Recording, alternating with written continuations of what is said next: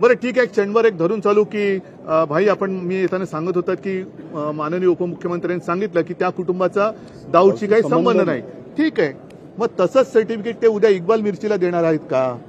कारण या अधिवेशनाची सुरुवात झाली तेव्हा नवाब मलिकांपासून झाली आणि आम्हाला आमचा ऊर अभिमानाने भरून आला होता की काय आमच्या राज्याला उपमुख्यमंत्री लाभलेत की सत्तेपुढे किंवा देशापुढे त्यांना सत्ता पण महत्वाची नको. जर नवाब मलिक तुमच्या सोबत राहणार असतील तर बाजूला म्हणजे मी आणि अंबादास बसलो तर अंबादासना सांगण्याच्या ऐवजी मीच अंबादासना पत्र लिहून देतोय आणि ते तुम्हाला सांगतोय.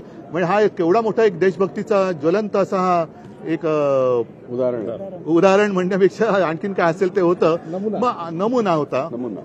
मग आम्ही त्यांना जे पत्र लिहिलं की मग इक्बाल मिर्चीचं काय, प्रफुल्ल पटेलांचं काय. ज्या प्रफुल्ल पटेलांनी म्हणजे नवाब मलिकांवरती जो आरोप झाला म्हणून नवाब मलिक तुरुंगात गेले, आता ते बाहेर आले.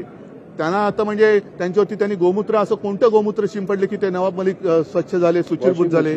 वॉशिंग मशीनमध्ये ते कोणती पावडर टाकतात का आणखीन काय टाकतात.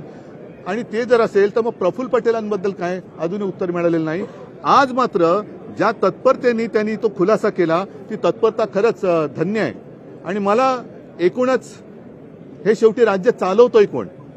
आम्ही जेव्हा सत्तेवरती होतो तेव्हा आमच्यावरती आरोप केले जात होते. मग आज तेच तुमच्या मांडी लावून बसल्यानंतर आम्हाला सुद्धा अधिकार आहे की आम्ही जर शेण खाल्लं असेल तर तुम्ही सुद्धा तेच खाताय. मग खरं कोण आणि खोटं कोण होऊन जाऊ द्या ना.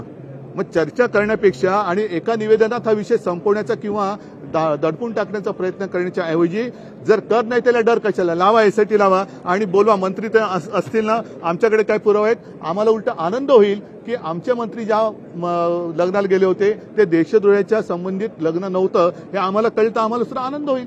आम्ही असे काही नाही आहोत की काही असेल तर त्याला शिक्षा करा, तुम्ही सिद्ध तर करा. लोकशाही मराठी ऐका, पहा, जागरूक रहा.